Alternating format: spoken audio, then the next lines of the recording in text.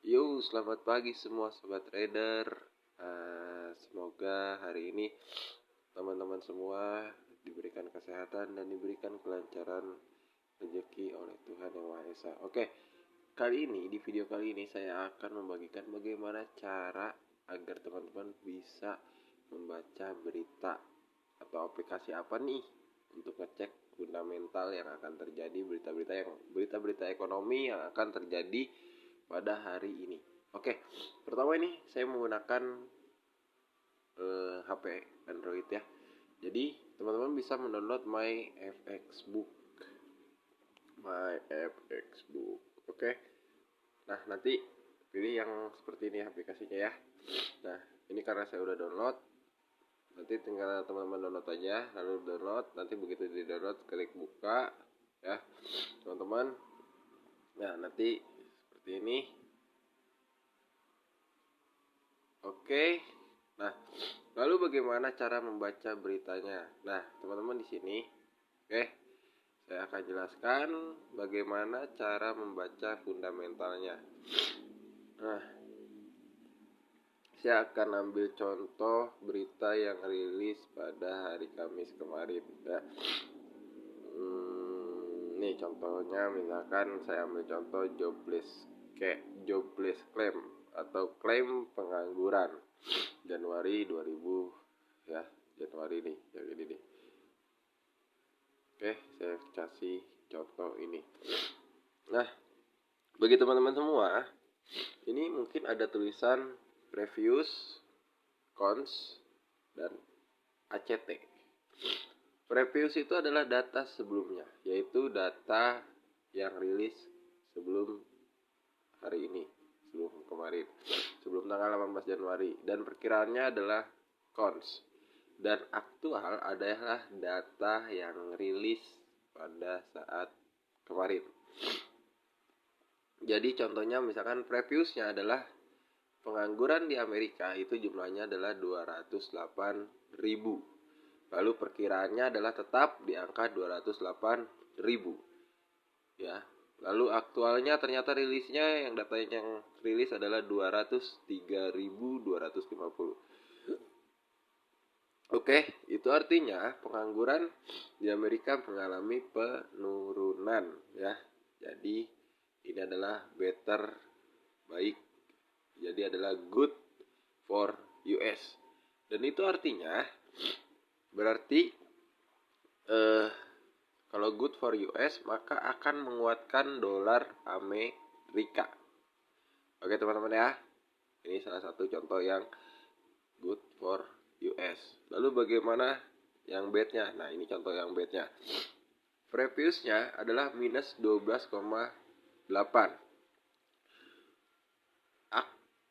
Perkiraan Philadelphia Fed Manufacturing Index-nya adalah naik menjadi minus 7 ya. Karena awalnya minus 12 ternyata minus 7.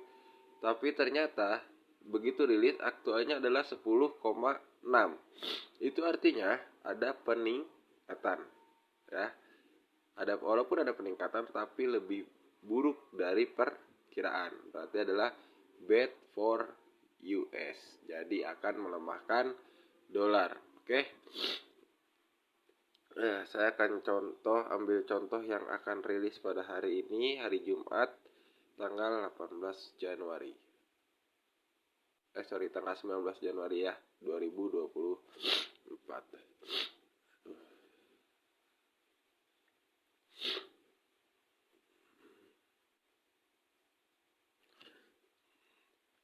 Saya akan ambil contoh beberapa ya teman-teman ya. Contoh di sini adalah inflation rate untuk Japan. Oke. Previousnya adalah 2,8%.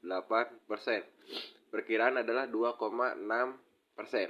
Jadi nanti seandainya aktualnya itu rilisnya adalah misalkan contohnya adalah 2,5%. Oke.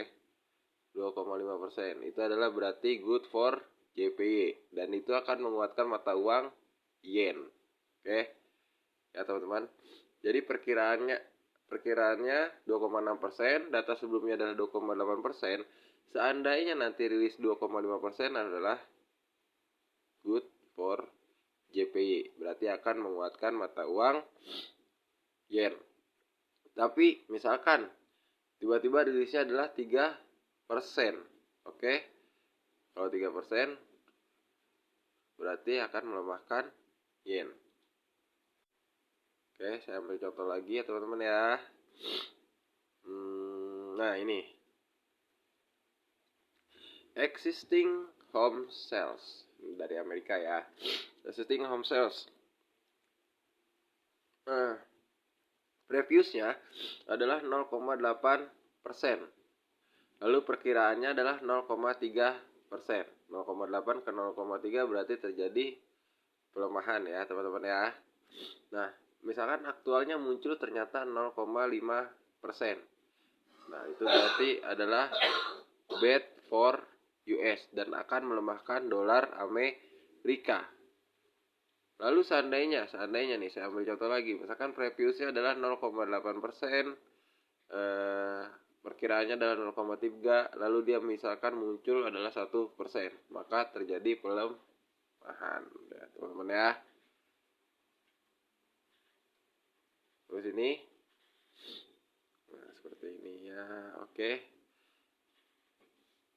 Terus misalkan Michigan Consumer Sentiment yang awalnya adalah previousnya adalah 69,7, lalu perkiraannya adalah 70. Misalkan aktualnya nanti muncul adalah angka 65, berarti itu akan melemahkan dolar Amerika kalau hasilnya 65 yang muncul misalkan. Lalu misalkan previousnya 69,7, perkiranya 70, tiba-tiba muncul 75, berarti adalah good for US. Dan itu akan menguatkan dolar Amerika. Oke. Mungkin sampai sini ya teman-teman ya penjelasan tentang bagaimana cara membaca fundamental melalui aplikasi MyFXBook. Oke. Sekian penjelasan dari saya, semoga bermanfaat. Happy trading. Salam profit.